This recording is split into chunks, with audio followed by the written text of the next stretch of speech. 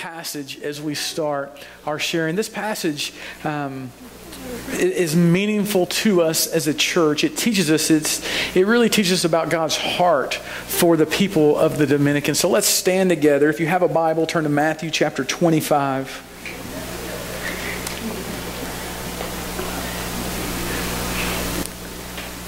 As you're finding Matthew chapter 25, we're going to start at verse 31. Again, this is the final judgment in the end times. It starts here in verse 31. When the Son of Man comes in His glory, and the angels with Him, then He will sit on His glorious throne. Before Him will be gathered all of the nations, and He will separate people from one from another, as the shepherd separates the sheep from the goats. And He will place the sheep to His right, but the goats He will place to His left. Then the King will say to those on His right, "Come, you who are blessed by my Father, inherit the kingdom prepared for you from the foundation of the world. But when I was hungry, you gave me food. I was thirsty, and you gave me drink. I was a stranger, and you welcomed me. I was naked, and you clothed me. I was sick, and you visited me. I was in prison, and you came to me." Then the righteous will answer Him, saying, "Lord, when did we see you hungry and feed you, or thirsty and give you drink? And when did we see you a stranger and welcome you, or naked and clothe you? And when did we see you sick or in prison or visit you?" And the King will answer them, "Truly I say unto you, as you did it for one of the least of these brothers, you did it for me." Then He will say to those to His left, "Depart from me, you cursed, into eternal fire, prepared for the devil and his angels. For I was hungry, and you gave me no food. I was thirsty, and you gave me no drink. I was a stranger, and you did not welcome me. I was naked, and you did not clothe me, sick and in prison, and you did not visit me." Then they also will answer, saying, "Lord, when did we see you hungry or thirsty or a stranger or naked or sick or in prison and did not minister to you?" And then He will answer them, saying, "Truly I say to you, as you did not do it to one of the least of these, you did not do it for me." And these will go away into eternal punishment, but the righteous will inherit eternal life. You may be seated. The Scripture clearly teaches us God's heart for those who are what we would consider the least of these. I ask you this question: why would God demand that His people minister to the least of these? Couldn't God give the resources to anyone who is in need? Couldn't He Himself meet their needs? Absolutely, He could. So I don't think He does it just for their good. He sends us His people because it's good for us. It changes us. It impacts us. It's part of our discipleship. And for the believer and the follower of Jesus, it's not an option to be one who is sent. We have adopted this verse or these verses and Acts 1 verse 8 as our model for missions. We are to do missions here locally, but we are also not just to do missions locally, but we're to do missions internationally. And so we've adopted, as you know, the Dominican as our place to do that. And so we just got back from an amazing trip, and I want you to hear from these guys, these ladies, about their trip. I've given them some questions because they were a little nervous. They were a little anxious about coming up here and sharing their trip. So we're putting them at ease, right? Looks like it's going to be awesome. Let me put this down. This is going to be awesome. So here's the first question as we start this morning. What was your greatest anxiety or fear as it relates to this trip? How did God provide protection to overcome that fear? So what was your greatest anxiety, greatest fear, and what did God do to provide you that? And of course they give me the microphone first because they know that I'm afraid to talk in microphones. No, actually, my biggest fear was not actually going to the Dominican. It was the airport. Because I've only flown once in my life, and it was a really long time ago. And a lot has changed since then, so I was really nervous and scared about all the security stuff and just the customs and just all the stuff you hear about, the crazy airport stories. And so I told these guys, I was like, I don't care what you have to do. tie me to one of you, drag me through, just get me through the airport. And so we got there, and it wasn't as bad as I thought, which I was very thankful. But I was still really nervous. But after we got through our first flight, as soon as we got off our first flight and landed in Miami, we were coming off the escalator, and I looked over, and just in huge letters and these big gorgeous flowers, it said peace and love. And one of the things that God used on this trip with me was the whole story about peace, which that's a different story. But so for me to get off the airplane, my first flight, and see this big giant sign, basically God said, here's your sign of peace and love, I knew it was going to be okay. And from that moment on, I was like, okay, I've survived the airport, my first flight, it's all good. So that was my biggest first fear was the airport. It wasn't actually the Dominican, it was the airport. They make it like herding cattle, right? Everyone goes this direction, just follow kind of everyone else. I lead the charge because that's just, I don't like being in the back, and you better keep up, right? So we put Joy in the back to kind of, she's been a couple of times to make sure everybody kind of gets through it. So yeah, so it was good. Even the flight home, when Judy and I were literally running through the airport with no shoes, and I didn't have a belt on, and it's great. It was awesome. So I survived the airport. So. All right, who else? Are we all going to answer all of them? Lane's like, she has one. Lane's got to talk too. Lane will throw you under the bus, by the way. Okay. Really quickly. So my greatest anxiety before going was the water and the food, and it really did not help my anxiety that 8 of the 10 men came back sick. So I was just really nervous about that. But one of the things that I did know I was going to be doing while there was sharing my testimony and talking about Jehovah Rapha, the God who heals. So a few days before the trip, I was sitting down to work on that, and I knew what I wanted to say in regard to my personal testimony, but I started studying to see where in the Bible it first mentioned Jehovah Rapha, and it took me to Exodus 15, which was when Moses was leading the Israelites out of Egypt, and the water was not safe for them to drink, and so they were complaining because it was bitter, and God gave him a log to put in it to make the water safe for his people. So he really couldn't have spoken more clear to me than in that, and that just gave me peace, and I was able to, let go of it right then and there, and we went, and everyone was healthy. So did you get thirsty at all? Nope. There was plenty of water provided, right? Good deal. Yes. All right, Lane, you share. I don't have to share. The food was my biggest fear. So the food was your biggest fear? So tell me about the food when you got there. How did God answer that? It was really good. It was really good. They know how to cook there. That is for sure. So awesome. Miss Judy, you want to share something? I can. This was my second trip, so I knew that the heat was possibly something I was worried about. But it was beautiful.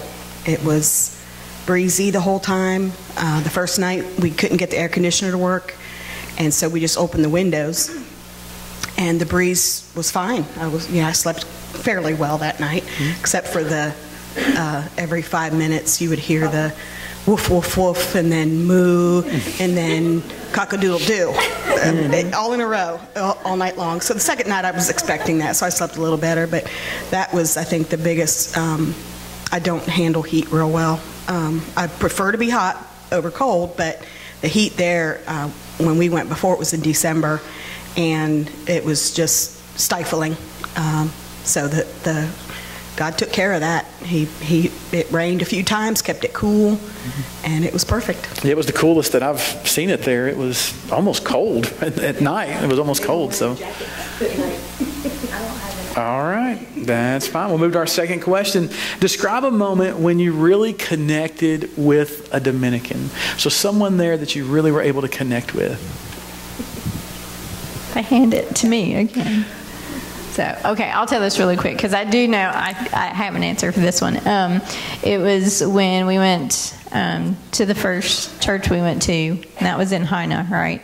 And Jessica and I were going to teach the youth how to sign and dance the songs we had prepared. And in the moment we were there, there were two girls. One of them is a young lady, and her name is Brangelina, and she's my daughter's age, Hannah's age, 22. So a little bit older than Hannah, but she and I just connected instantly, and just, I don't know, we just created a bond. She's like my Dominican daughter now, and so she was one, and the other one was one of the other youths that were there to learn, and her name is Elena, and she was 17. And the moment I saw her, even before I officially talked to her and met her when she was in our group, there was just something that stood out about her, and she and I connected. And I was really sad because that Sunday night we had worship service, and we had to leave early. And by early, we were already 2 hours into the service. Right. It's not like it was that early. And so we had to leave early, and I was really sad because I was like, oh my gosh, I don't get to say goodbye to them, and we're probably not going to see them again because we're not coming back to Haina. And then the next day, we were getting ready for the equipping retreat, and with all the women, and I feel they were coming in, and I felt somebody come up behind me and just wrap their arms around me, and I turned around, and it was Brangelina and Elena. And so I was like, oh my goodness, the Lord knew that I was so upset because I didn't get to say goodbye to them, and now here I get to spend 2 more days with them. So that was pretty amazing for me. And I mean, there were so many connections we had, but those 2 girls were probably my first connection. And as you're passing it down, I'll share this one with you. For me, I had been able to see our Compassion Child that as a church, remember we set up the Compassion International Children for Los CCs here, and we adopted them through the program there. And so I've been able to see Emily is her name, and you see some pictures of Emily right there, as a matter of fact, Emily and Lane. So I was able to, to go and see her on occasion. But this one is a little bit different.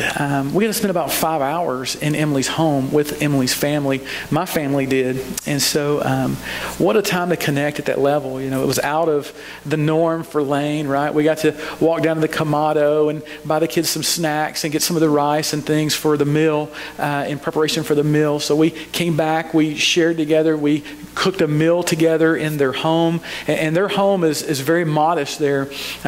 She makes, as her mother's a single mom, the husband has abandoned her with 2 children. She makes about $200 a month there in income with her, and she has a decent job there. And so it was just an incredible time to talk, to ask questions, for them to ask questions of us, for the kids to go out on the porch and play out in the yard and just enjoy one another. And they don't have refrigeration in their home. Their home was extremely modest, as you can tell from some of the pictures. The blue wood home is the home that they live in. And so an opportunity just for my family for the first time to get to meet Emily and her mother and her little brother, and just give them some gifts and just the time together and interact. They didn't ask for a thing, but they enjoyed the time, I think, as much as we did. And as we were leaving, it was kind of a difficult leaving. They didn't want us to leave. They just enjoyed being with us and that fellowship together. So for us, that was a really neat connection. So I would encourage you too, as you see those children come up and available in the back of the worship center, do it. Get one. It's $38 a month, but it's just so neat to connect. And others got to connect with their child while they were there too. So, all right, Joy. I know that in past trips have shared Pastor Ulysses' vision for the Refugio churches, and Revision has produced a video about the story behind the vocational center that now is complete. They have a roof on it. They're running classes out of it, but I had never seen it. And so one night during the equipping retreat, it was playing up on the screen. We kind of wrapped up worship for the night, and everybody was starting to go back to their rooms. And this video came up, and I just was watching it go across the screen. And every time I hear the story, it just breaks me every time, this man, this family who lost their son, and instead of taking that tragedy and turning it into bitterness and anger, took that and said, you know, why? You know, we always ask that question, why me, God? But he took that why question one step further and said, what do I have to offer?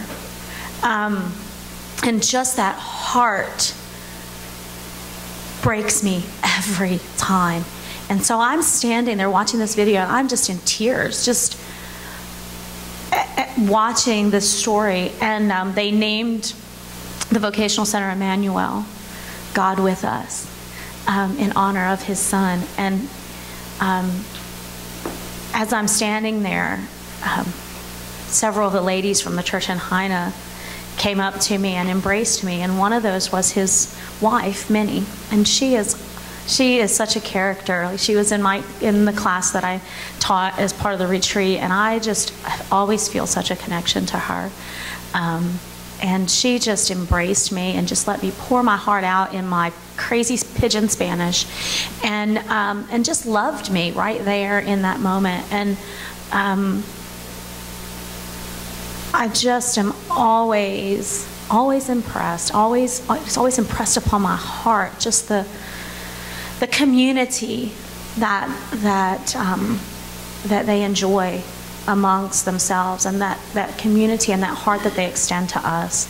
And it's through those interactions. And I've seen, this is the third trip I've been. This is the third time I've seen Minnie, and she always has a hug for me, and she always teases me about playing dominoes. And we just have a wonderful time sharing, because our language isn't the same, our culture isn't the same, our skin color isn't the same, but our God is the same. And that, to me, I just come back and back and back to that connection with the churches and the women there, but especially Minnie. She just really is such a sweet lady. And she didn't have to understand anything I was saying, but she could hear my heart. And that was just a really special time.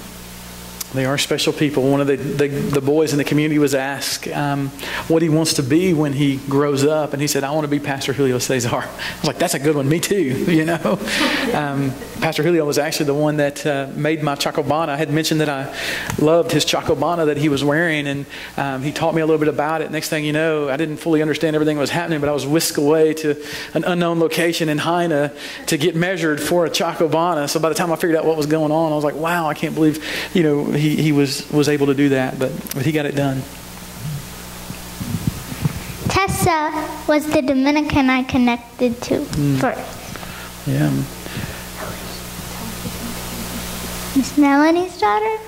She is. So she's Miss Melanie's daughter. She's the director of revision on the ground, their daughter there. So Tessa speaks, we use her as a translator. She speaks perfect English and perfect Spanish. So we kick off the trip really well with in the airport. I take everybody over to the Bon ice cream, and I usually get Tessa to be our translator to get us some ice cream. So yeah, it was great to connect with her. Anybody else on that question? First, I will just say that it's virtually impossible to not connect with them, because the people are just so kind and genuine, and I mean, you just immediately connect with them.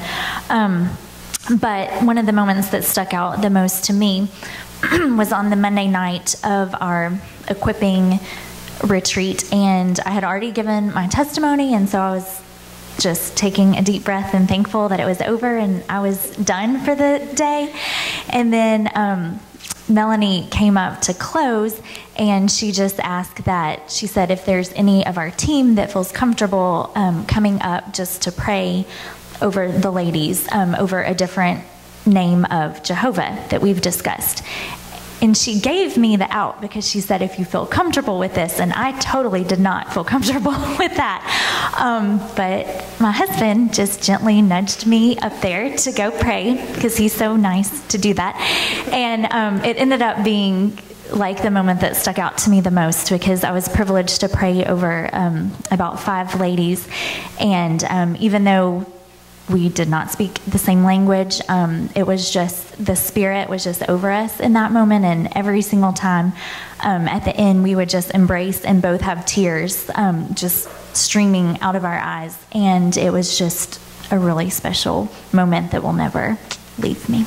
It was a special time, and they had asked me to come and pray for some of them too. And I told Jessica, I was kind of shoving her out there. It was kind of funny because it was all women, so I was trying to make sure that our women were leading the way. But I said, probably not the most spiritual moment in my life, but I said, look, baby, they don't know what you're saying. You can say anything you want. You can't mess it up.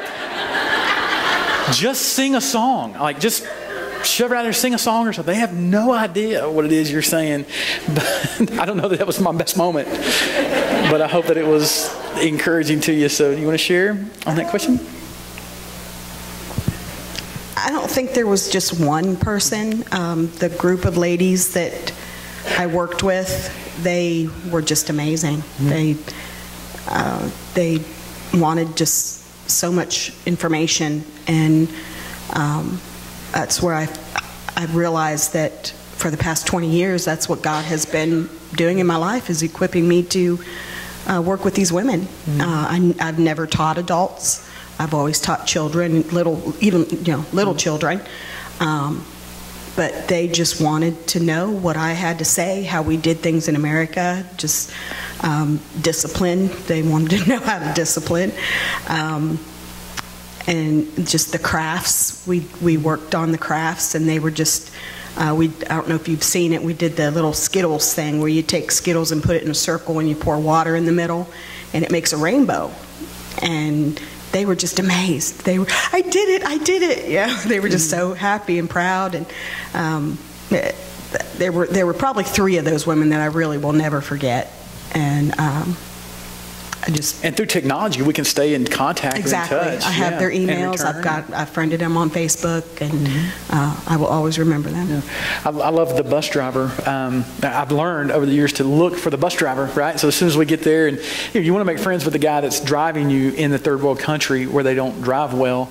And so I was able to share with him, it was a blessing. We've been praying, but his name was Jose Miguel. I said, Jose Miguel, you're driving, you're making us feel good. You're making us feel safe. I've not had that, right? Like, you're really going the extra mile. Where did you learn to drive like an American, right? You're driving like an American. And he said, I've been watching. He said, I know how to drive both American and Dominican, and I can pick which one. When I got Americans, I'm driving American. And I said, we love that. We begin to share the gospel, and each time the bus drivers, I've not yet had a bus driver that was a Christian, that was a believer. And so, I began to look for opportunities to share the gospel with him, and we opened up the door. Some of those conversations already taken place. And then Joseph, one of our translators, was sleeping in the room with him. Each day we make sure that, each opportunity, Jose Miguel, glad to see you, hug him, glad, thank him for what he's doing, for taking the time to be with us all week. But through some of that, Joseph was so proud. One of our translators, he said, Sherman, look, he said, we spent last night, I was supposed to be studying. He's a college student. He said, I'm supposed to be studying, but Jose Miguel was asking me about the Bible. He was asking me about Jesus. And we had this great conversation. I preached to him. I began to preach to him, and he said he received Christ last night. So I just wanted you to know that our bus drivers are Christian, now. So that was a great opportunity to connect and kind of stay in touch with Jose Miguel. Our next question, I had it memorized, now I forgot it. Did you see reasons why we keep going back? And can you explain some of that? Why do you think it is, in your experience, some of you have been 2 and up to 3 times, why is it that we keep going back? And then some of you that are new, you may answer that. What did you see there that would make you want to return and go back? We'll start down here. Well, I've already shared the story about the vocational center, and just it's always amazing to me to see what God does through one church that says yes.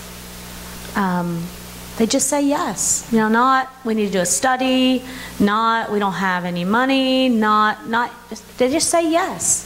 We'll figure out how to make that work. We have limited resources, but God provides. And so going back and seeing the vocational center when it was just walls, and now going back and it has a roof, and it has an office, and it has community around it, whereas before it was just a hole in the ground. They turned basically a garbage dump into something that has eternal impact. It's going to be the site of the 6th Refugio Church and also the vocational center. And it literally was a trash dump. It really, that's really was a literally trash dump. There was a cane mill that used it to just dump their trash in, and they had to dig down something like, what do you say, 20 feet? Yeah, it was tons. 20 plus feet till they got to solid ground that they could pour the footers for the concrete block, because there was so much garbage that had been thrown there over the years.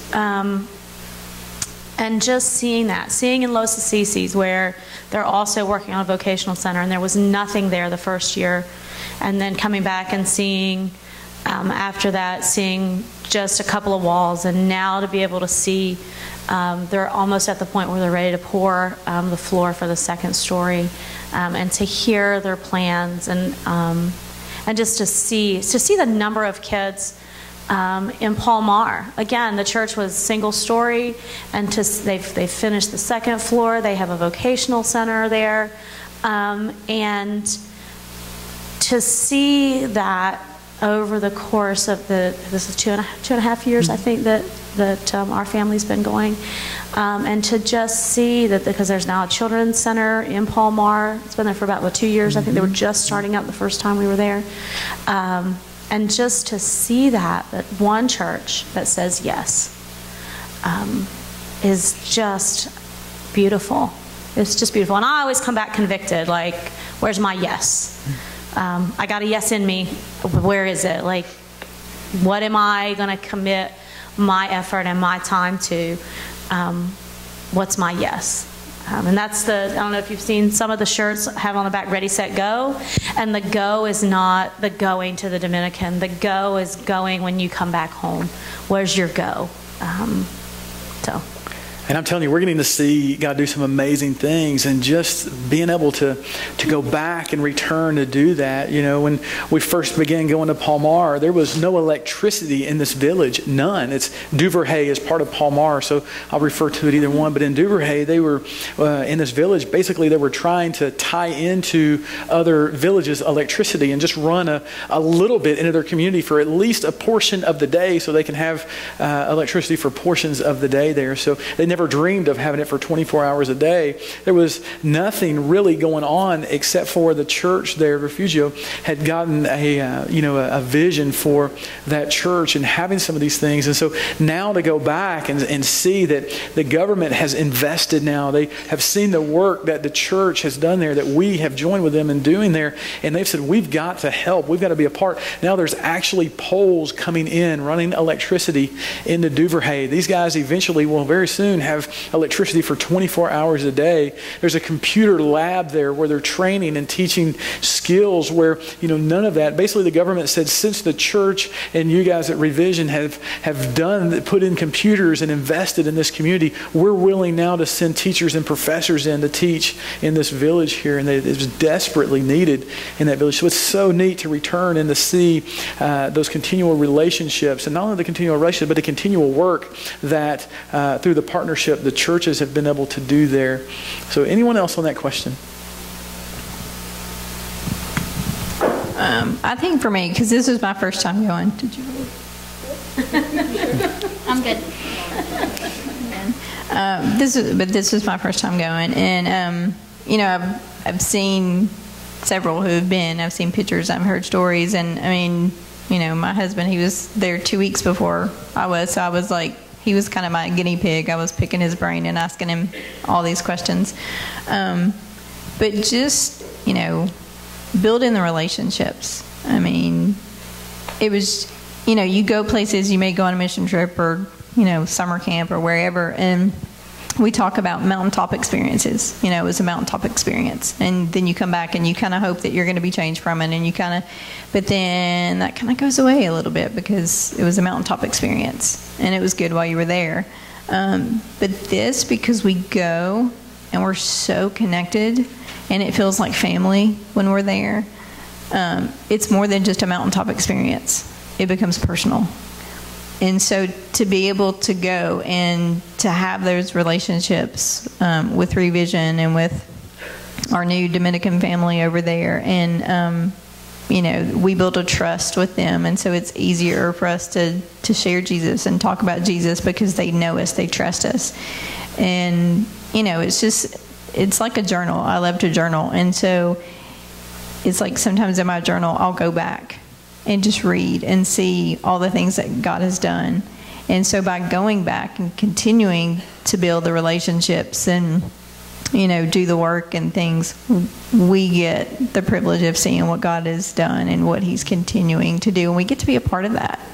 And that to me is just amazing. So I think it's really important that we continue to go back and continue to build the relationships so we can see what God's doing, and we get to be a part of that. And what's neat is you kind of reap some of the benefits of those who have went with our church prior. So because we're so connected in the communities, the 3 communities we're in, when you go as a first-time person there, they welcome you as family because you're part of the CrossWay family, part of the Revision family. You kind of reap some of the benefits of the work that's already been done. Yeah, well, like I said, my husband, who's sitting right here, hello, he got to go 2 weeks before I did. And so he kind of built up a little bit of reputation there, which y'all know, if you've been to church with him all these years, you know what kind of reputation that is. Because Sherman would introduce me and he would say, this is Brian's wife. And as soon as they said, this is Brian's wife, they're like, oh, Brian, he's a little loco. And I'm like,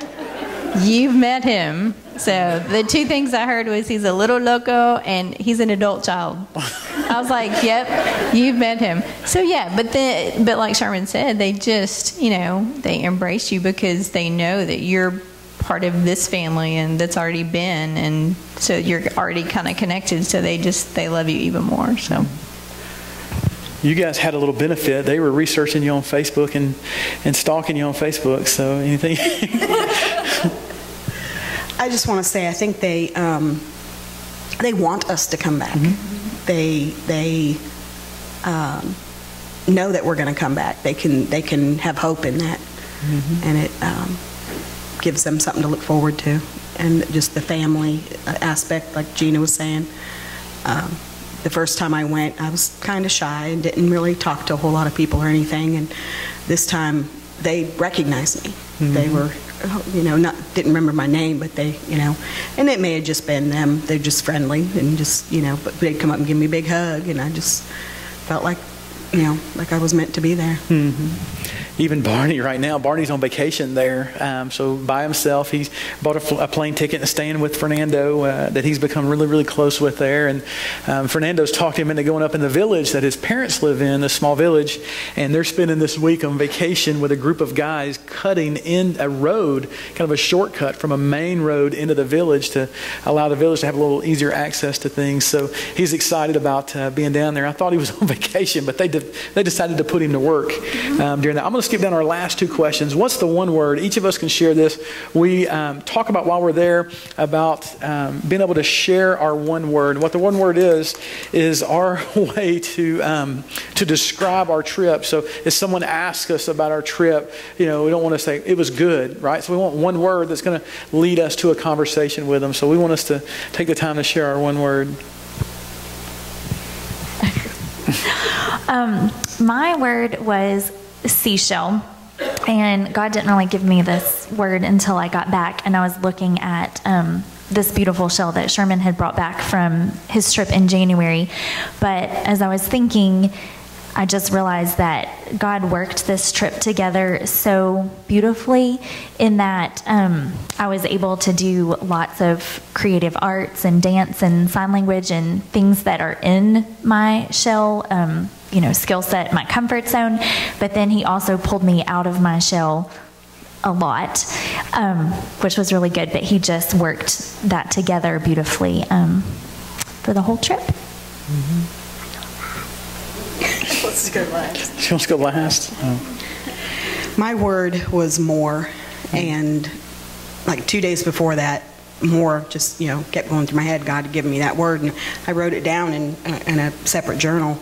And then in our trip journal, they had asked for that one word, so I was like, oh, okay, maybe that's where God was working that.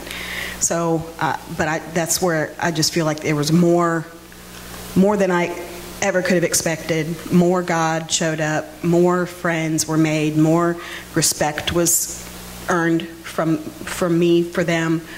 Just more everything. More I want to participate more. I want to go back more. More was my word. Awesome.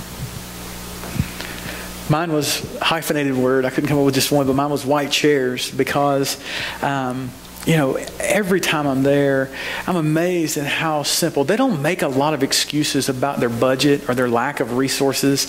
They don't make a lot of excuses about their building and whether it has a roof or no roof or a tarp over it. They don't make excuses. They just get in there and they do ministry. They love the Lord. They do ministry. So every home you go into, the first thing that happens is they start unstacking these white chairs in a circle, and you sit and you talk, and then we pray together. And every time you meet at the church, all of a sudden the white chairs come out and you sit in white chairs. And then whenever we need to meet somewhere off the location, they literally pack the white chairs, stack them up, and they put a couple of guys on a motorcycle, and one holds the white chairs while the other one drives, and they get the white chairs to new location. They set out the white chairs. They can do white chairs in rows like you're preaching. They got the white chairs in rows like we do here. Or then it's small group time. They put the white chairs in small groups. They're simple, cheap, plain white chairs, and that stuck out to me so much. Every trip, I think, don't we make too many excuses for having good ministry, right? If only we had more money. If only the budget was different. If only we had more staff. If only. Just get out the white chairs and go at it. That's what my word was. Mine was gandules verdes, which means green pigeon peas. We, like Lane said, we had tons of food. They fed us so well, and everything was really, really good. And one of the things that we had was this dish called moro de gandules, and it was basically rice and beans, or maybe rice and peas. We went back and forth. It was kind of this ongoing joke of, it's beans, it's peas, no, it's lentils, no, it's green peas, and that's a whole other story. But so when we spent the one day, it was called a day in the life, and we got to go into 4 different homes, and we each home made a Dominican dish.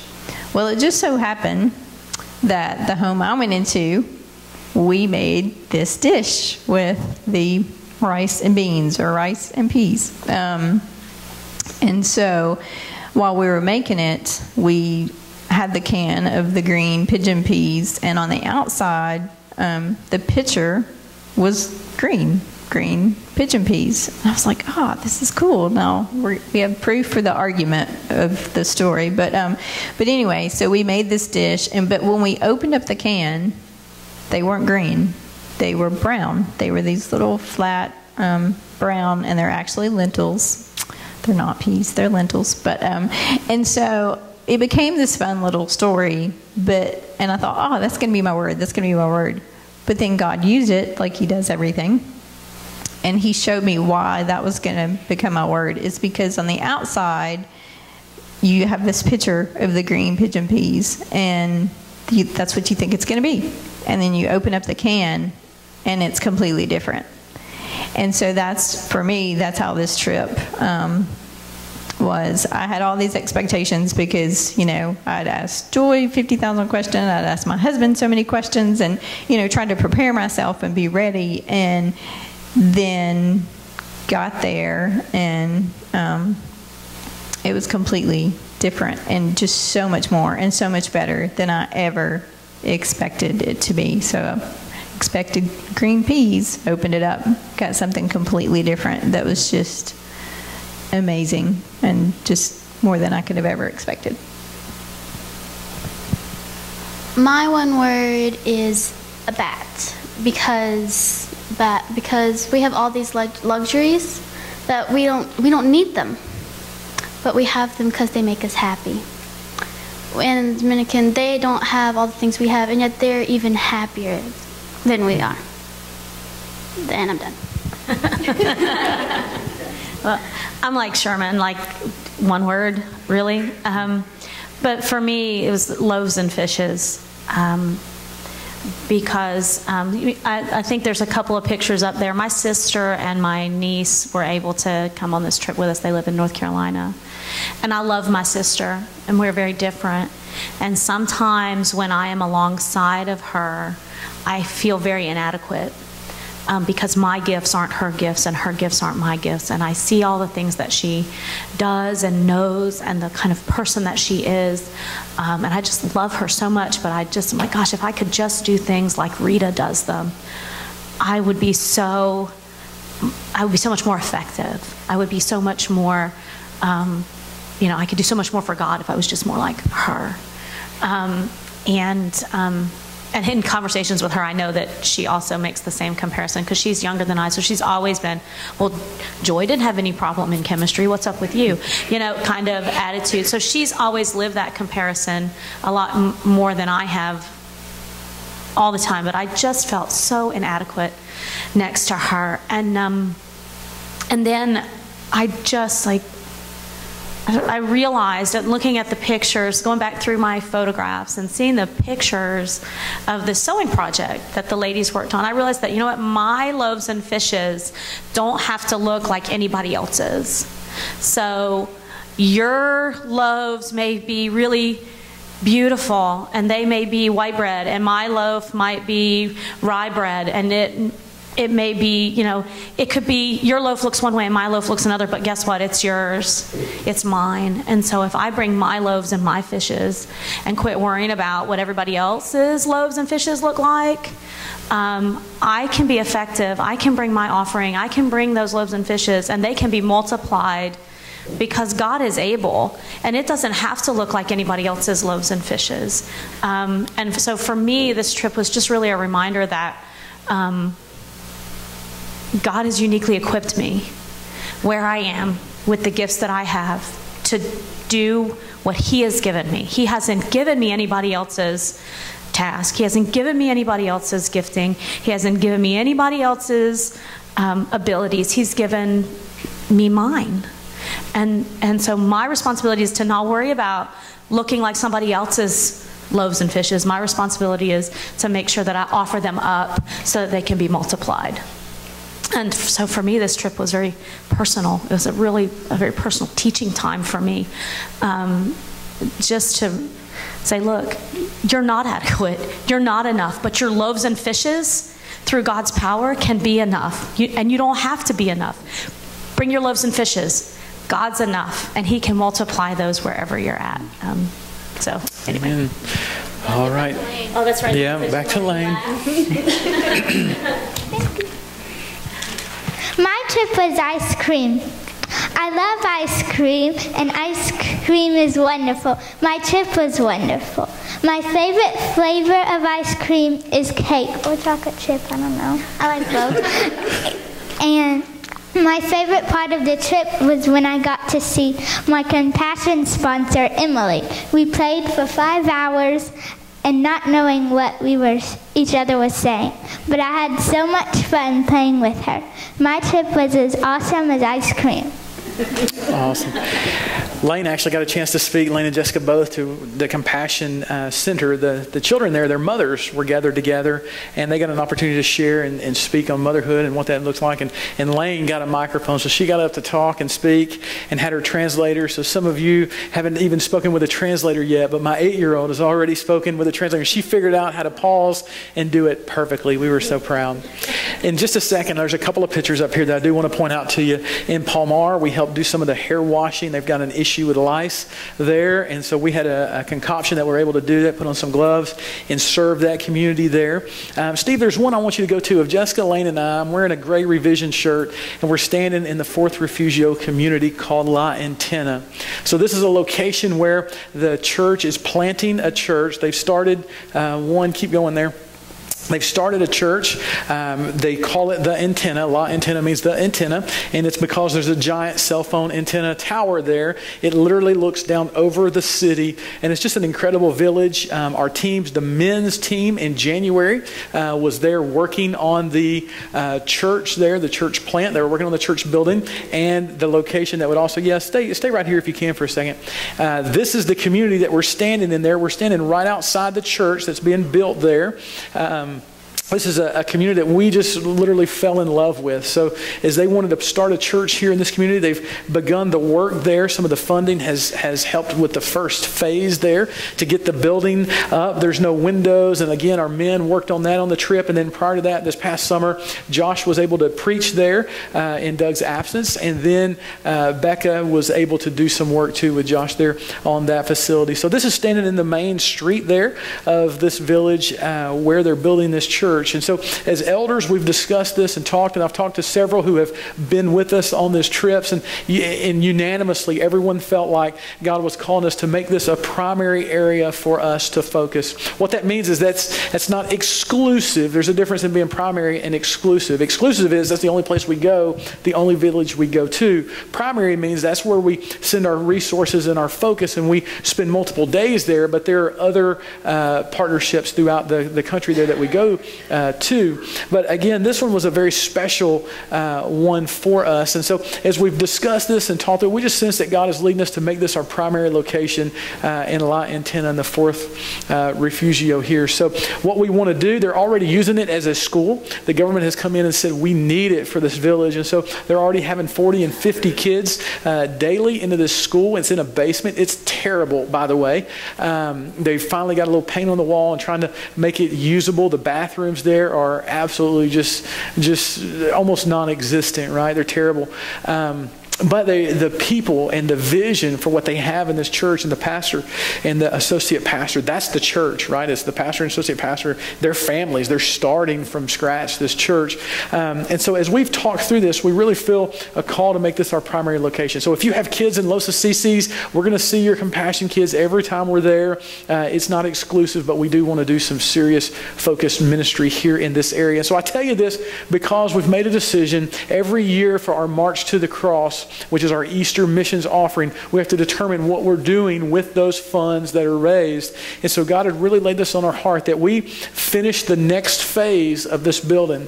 What it's going to take, what we call here in this country, we call it drying in, right? Doors, windows, some of the other things to become useful to them so they can get moved in pretty quickly into the church is this next phase is about $10,200 exactly. So it's $10,200. I'm going to ask that you prepare yourselves to raise. Our goal for the Easter offering, March to the Cross, is going to be $5,000. So we're praying. It's usually what we do is between $3,000 and $4,000. So we're asking that you would, this is outside of your regular tithes and offerings to the church. In addition to that, would you pray about what, as Easter approaches, what you can give on that March to the Cross offering. We want to do $5,000. We believe, now we have to have all of our ducks in a row before this would happen, but we've had phone conversations with our Tennessee Baptist Foundation, sharing with them about this project and the things that are going on. And here's why this is important, because we believe that they will match this $5,000. So that would mean $10,000, and we would be able to complete the whole next phase of the church building there. I've got some pictures for you. Again, this is the area, but there's some pictures of our men working on the church. There's Steve and Philip and me there, and who else? There's Pastor Felipe there on the right, the pastor there. But this is the work that's being done on this facility already. Right now, you can see the guys are working on some rebar to get inside the walls and the ceilings there. So going to the next one, that's some of the pastor and some of the Dominicans there. There's Marvin and J-Dub, as we call him, working there, getting everything's moved. This is the outside. You can't see the basement, but this is where they're going to have the church service. They had them downstairs, but they turned that over fully to the school, and they moved upstairs and are just using it without a roof. There's Barney and Brian, I believe it is, there pouring some of the headers. They're getting things ready, painting those poles that way they don't rust very quickly. There's a roof now on it, so when we left, the guys were able to go ahead. We saw the roof laying on the ground. They were actually able to get it installed and get it on there. So we want to be a part of this next phase, making this useful. So between now and Easter Sunday, Resurrection Sunday, will you pray about what you will give towards our goal of 5,000? That way we can do our best to get that matched by the Tennessee Baptist Foundation, and get them in this building fully functioning, fully using it. Now, there's some future things that they want to do. They're dreaming here. They have plans. They have big visions. Once they fill this part of the church up and get things going here, they want to add a third floor to this building, and they want to have more space for vocational training centers and for more kids for the school and for the church to continue to grow as it serves this village, this community. So please be praying with us about that. I want to pray.